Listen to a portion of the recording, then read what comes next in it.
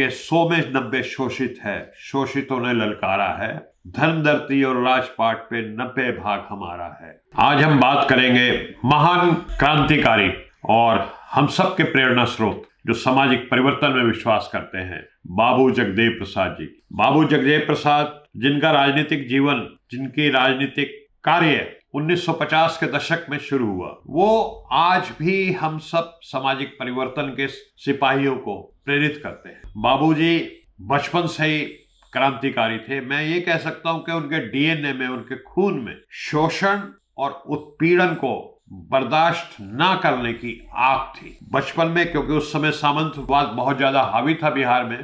तो एक प्रथा चलती थी जिसको पचकठिया प्रथा बोलते हैं। उस प्रथा में क्या था कि जमींदार जो था उसको एक खुली छूट, हालांकि ये गैर कानूनी था, लेकिन खुली छूट थी कि उसका हाथी किसी भी किसान के खेत में जा सकता था और 5 कट्ठा अगर उसका धान खा जाता था तो किसान को सर झुका करके रहना पड़ता था, उसका वो विरोध नहीं कर सकता था। तो एक दिन क्या हुआ, इलाके का जो जमींदार था उसका हाथी बाबू जगदेव जी के खेत में घुस गया। अब बाबूजी तो वो शोषण को बर्दाश्त न करने वाले शख्सियत थे।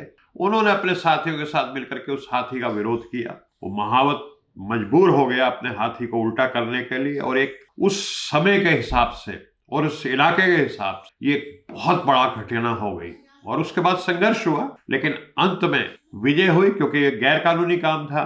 अंत में बाबूजी की विजय हुई। उसके बाद वो पटना यूनिवर्सिटी गए, इकोनॉमिक्स में उन्होंने पढ़ाई की, ग्रेजुएशन किया, और वो सामाजिक परिवर्तन, क्योंकि उसकी आग उनकी हर धड़कन में सामाजिक परिवर्तन धड़कती थी, तो वो उस काम में लग गए। शुरू में संसोपा में, क्योंकि संसोपा उस समय की एक बहुत क्रांतिकारी पार्टी थी, संसोपा में गए। संसोपा का नारा होता था कि संसोपा ने बांधी घाट, पिछड़ा पावे 100 में 60। लेकिन आगे चल करके उनको लगा कि संसोपा भी जो जिसको कहते हैं कि असली जो क्रांति है उस पे प्रति ईमानदार नहीं है। तो उन्होंने अपना शोषित दल नाम से एक अपनी अलग पार्टी बनाई, और उस पार्टी में उन्होंने कहा कि इस देश में एक बहुत बड़ी कड़वी सच्चाई है कि 90% जो आबादी है इस देश की वो शोषित है, और 10% आबादी जो है उसको सभी विशेष अधिकार मिले हुए हैं, वो शोषक है। और सब कुछ 10% के हाथ में एक किस्म से जिसको कहते हैं डिफेक्टो एक वास्तविकता में कब्जा है। चाहे वो पॉलिटिकल लीडरशिप हो, चाहे वो ब्यूरोक्रेसी हो, चाहे वो धन दौलत संपत्ति हो, सब चीज में उसका कब्जा है। तो उन्होंने कहा कि अगर न्याय दिलाना है 90%, उनको भागीदारी दिलानी है, तो हमें शोषितों का एक ऐसा दल बनाना पड़ेगा जिसकी लीडरशिप, जिसका नेतृत्व भी शोषितों के हाथ में हो। और वो कहते थे कि कम्युनिस्ट पार्टी हो तो उसके नेता हैं डांगे जी, नंबूदरीपाद जी, और उस समय जनसंघ जो आज की बीजेपी है वो उस समय जनसंघ के नाम से जानी जाती थी। तो जनसंघ है तो उसमें भी जो लीडरशिप है वो अटल बिहारी वाजपेयी और बलराज मधोक के हाथ में है। तो कहते थे जब तक लीडरशिप पिछड़ों के हाथ में नहीं आएगी, दलितों के हाथ में नहीं आएगी, तब तक वास्तविकता में शोषण का अंत होगा नहीं। इसलिए उन्होंने शोषित दल बनाया। और शोषित दल बनाने में जो उन्होंने एक निबंध लिखा 25 अगस्त 1967 को, उसकी कुछ लाइनें, क्योंकि मैं एक पुस्तक आज पढ़ रहा था, ये पुस्तक का नाम है जगदेव प्रसाद वाङ्मय, और इसको डॉक्टर राजेंद्र प्रसाद सिंह और शशिकला जी ने लिखा है। तो मैं इसका प्रस्तावना से पढ़ रहा था, जो निबंध बाबू जगदेव जी ने लिखा, समाजवाद या कम्युनिज्म की लड़ाई, शोषक बनाम शोषित की लड़ाई, ये उस निबंध का हेडिंग था। और आगे वो लिखते हैं कि आज का हिंदुस्तानी समाज साफ तौर से 2 भागों में बटा है, 10% शोषक और 90% शोषित। 10% शोषक बनाम 90% शोषित की इज्जत और रोटी की लड़ाई हिंदुस्तान में समाजवाद या कम्युनिज्म की असली लड़ाई है। असली हिंदुस्तान जैसे द्विज शोषित देश में असली वर्ग संघर्ष भी यही है।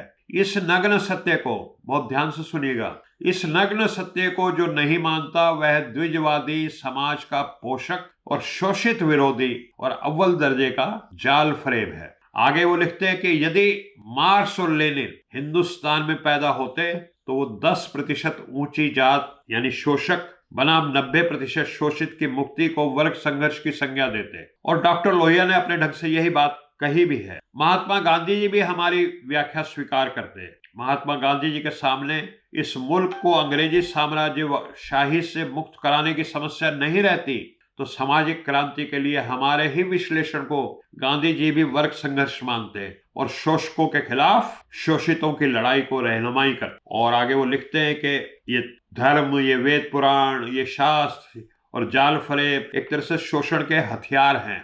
और इस देश में उस समय क्योंकि डीएमके नई नई उभरी थी, उन्होंने कहा डीएमके को छोड़ करके शायद किसी और राजनीतिक दल का नेतृत्व जो है वो पिछड़ों के हाथ में, शोषितों के हाथ में नहीं है। और आखिर में जो उन्होंने बहुत गहरी बात कही, कहते हैं कि आर्थिक क्रांति आसान है, यानी वो जो क्रांति जो कम्युनिज्म की हुई, रशिया में हुई, वो कहते हैं वो आसान है क्योंकि वो एक आर्थिक क्रांति थी, वो आर्थिक वर्ग के बीच में थी। लेकिन सामाजिक क्रांति बहुत कठिन है। सामाजिक क्रांति का मतलब है विजयों के हाथ से शासन की बागडोर शोषित के हाथ में आना। इस राष्ट्रीय समस्या को हल करने के लिए ही शोषित दल उन्होंने बनाया था। तो साथियों, आज जो 1967 को जो इन्होंने निबंध लिखा बाबूजी ने, और आज 2026 चल रहा है, यानी हम कह सकते हैं कि करीब करीब 60 वर्ष बीत चुके हैं। लेकिन 60 वर्ष बाद भी स्थिति में कोई बहुत ज्यादा बदलाव नहीं आया है। आज भी ज्यादातर जो राजनीतिक दल हैं उनमें